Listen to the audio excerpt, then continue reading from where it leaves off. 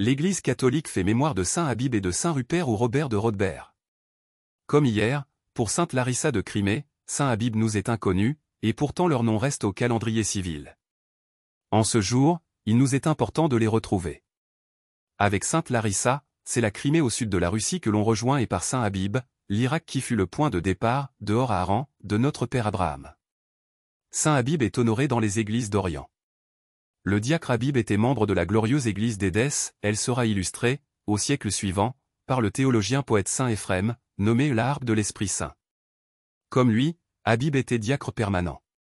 Nous leur confions le renouveau du diaconat avec les autres saints patrons, Étienne de Jérusalem, Laurent de Rome et Vincent d'Espagne. Au IVe siècle, Habib était au service de cette église d'Édesse, de nos jours Orpha au nord de la Mésopotamie. Il assurait le ministère de la parole de Dieu dans les campagnes.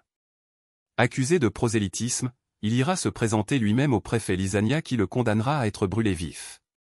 Avant de monter sur le bûcher, Habib alla embrasser sa mère, présente au supplice.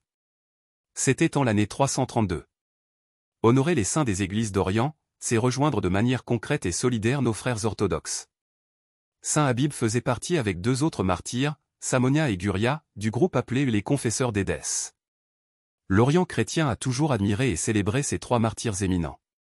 Le nom de Habib est souvent donné dans le monde arabe, il a le beau sens de aimer, louange de Dieu, aimé de Dieu. Saint Rupert ou Robert de Rodbert. Il appartenait à la famille royale mérovingienne, ce pourquoi il fut choisi comme évêque de Worms en Rhénanie. Saint Rupert de Salzbourg, quand il en fut chassé, il partit évangéliser la Bavière et fonda le monastère Saint-Pierre de Salzbourg, ville dont il devint l'évêque et reste le patron. Il est également fêté le 24 septembre, date à laquelle en 774, à l'initiative de l'évêque Virgile, ses ossements ont été transférés à Salzbourg. C'est le père spirituel de l'Autriche.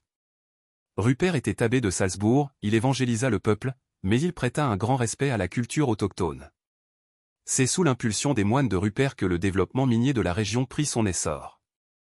Saint Rupert est ordinairement représenté avec un baril de sel, pour rappeler l'impulsion qu'il a donnée à l'exploitation de sel de la région. À Salzbourg en Bavière, vers 718, Saint Rupert, évêque. D'abord établi à Worms, il gagna la Bavière à la demande du duc Théodon, fit construire une église et un monastère dans l'ancienne place forte romaine de Juvavom, qu'il gouverna comme évêque et abbé, et d'où il diffusa la foi chrétienne. Saint Habib et de Saint Rupert ou Robert de Rodbert, priez pour nous. Évangile. Celui qui n'est pas avec moi est contre moi. Gloire à toi, Seigneur. Honneur, puissance et majesté. Maintenant, dit le Seigneur. Revenez à moi de tout votre cœur. Car je suis tendre et miséricordieux. Gloire à toi, Seigneur. Honneur, puissance et majesté. Évangile de Jésus-Christ selon saint Luc.